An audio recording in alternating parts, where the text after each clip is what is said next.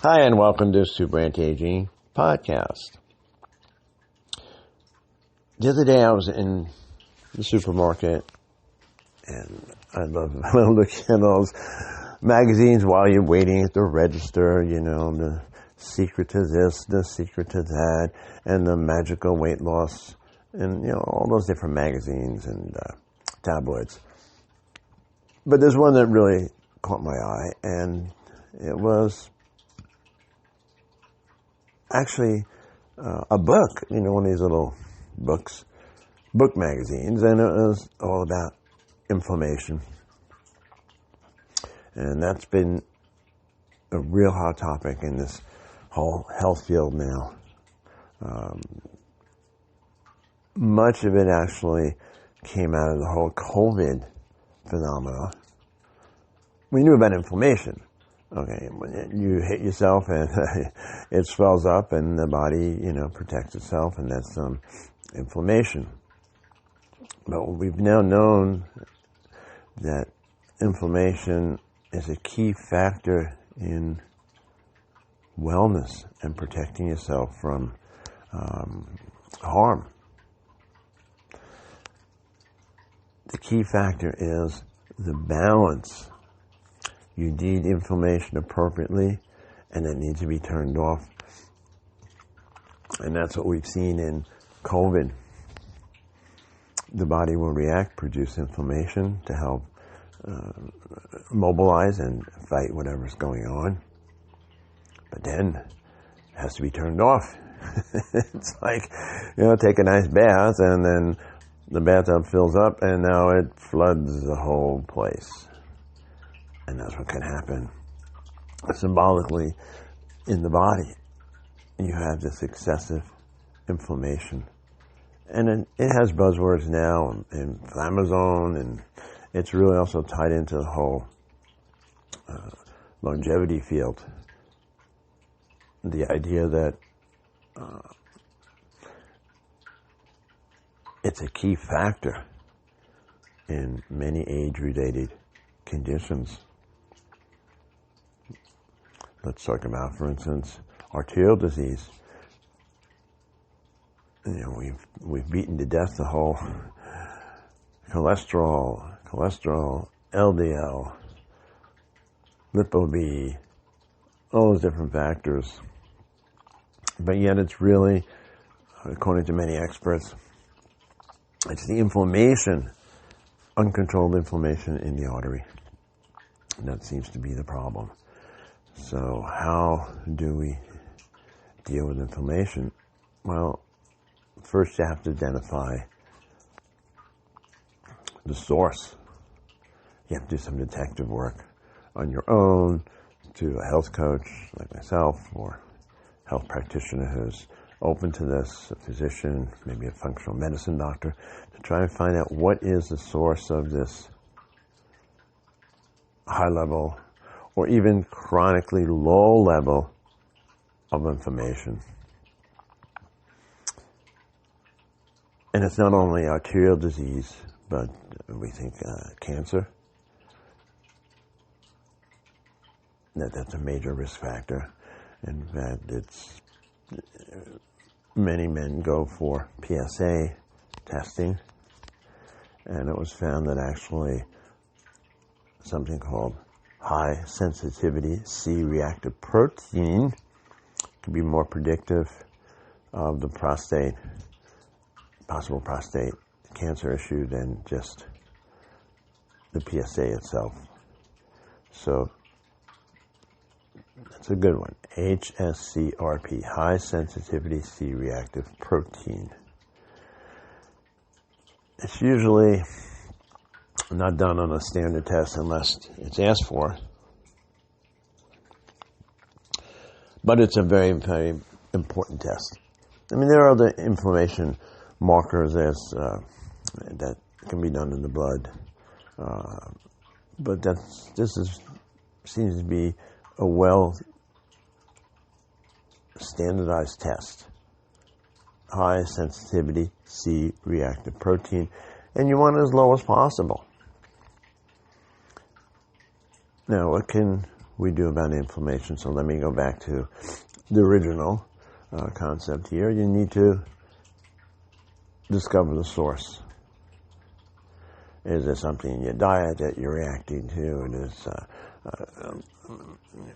Epstein-Barr, or one of those infections that's still going on? Is it long COVID that's still going on? That's the first. Identify the possible cause. And then we can look at different approaches. Stress management can be a very important factor. Exercise. Now you got to be careful, because excessive exercise at one point can actually cause more inflammation. Even though muscles, and this is fascinating. Somebody I learned that muscles actually can produce anti-inflammatory compounds. So that balance of exercise, appropriate amounts of exercise, given your personal needs at the time. And there are many on both sides directions to go. They're pharmaceutical and they're nutraceutical. Or we can also include herbs in there, nutraceutical. And I'll go through some basic ones. One is curcumin, or curcumin being an extract of turmeric. Very interesting. Lots of good research now on turmeric. The problem is, how do you get the active compounds of the turmeric? Been a big part of Ayurvedic medicine for centuries. And so you need to do a little nutritional or nutraceutical homework to find an active compound, to find an active curcumin compound. So I like turmeric. I also like boswellia. Look that one up. That's kind of interesting. Pro-resolving mediator. It's a lipid compound. It has anti-inflammatory actions. Ginger. Fish oils can be helpful. I do like ginger. I mean, there's some really good studies on ginger, even being more potent in some ways than the non-steroidal anti-inflammatories, like Advil. In fact, the problem is that those non-steroidal anti-inflammatories only block one inflammatory pathway and actually interfere with the other. And that's why it's still, there are warning labels that you have to be careful of non-steroidal anti-inflammatories from a cardiovascular risk point of view. But that's a whole different topic. So let me stay on this topic of anti-inflammatories, nutritional anti-inflammatories. So I mentioned boswellia, curcumin. I mentioned ginger. The lipids, very, very, very important. Magnesium. Magnesium seems to have, I've done many, many podcasts on magnesium, and it can have some anti-inflammatory actions in the body. People do Epsom salt baths, but it can have a systemic relaxing effect on the body. Then we move on to topics that haven't been that directly researched, and that's the whole cannabinoid aspect. Can the cannabinoids be anti-inflammatory? Maybe. And certainly people seem to be looking at different cannabinoids. Besides, just we're not talking about the THC, we're talking about the CBDs, the various CBDs, and that direction. Okay, so now let's get into pharmaceuticals. I did my last podcast on colchicine, and I delved further into the whole colchicine research. And again, colchicine has now been approved by the FDA as a backup for cardiovascular protection and possibly treatment. And one of the reasons that it might do what it does for blood vessel health is anti-inflammatory. It's anti-inflammatory action. That was surprising. Now, in the whole cardio, going back to the previous podcast, which you can listen to on colchicine, the question was, how about if you're doing colchicine and statins together? What happens if you don't want to do a statin for whatever reason?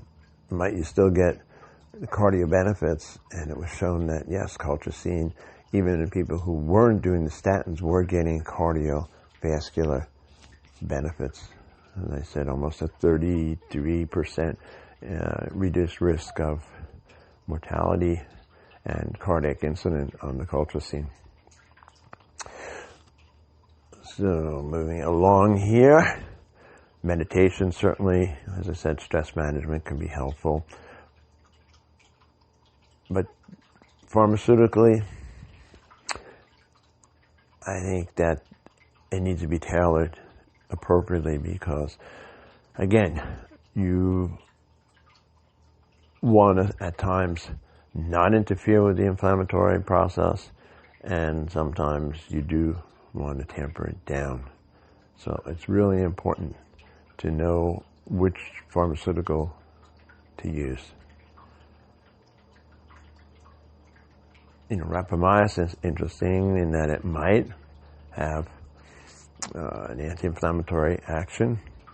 But again, what's so nice is if you're doing a program of various nutraceuticals and pharmaceuticals, you have a baseline. You can look at that high sensitivity C-reactive protein and see if it changes. See if it makes a difference. So I come to the end of this podcast. If you have questions, please feel free to comment, email me. I have a group called Super Anti-Aging on Facebook. So you might want to join the group where I will post some of these studies. And I leave you with this. It's all about balance. Health is about balance. You want to balance the system. The system is constantly trying to maintain a homeostasis, a constant balance. So that's really the key. So I thank you for listening, and I appreciate if you subscribe so you can get the latest updates. And my key is stay healthy.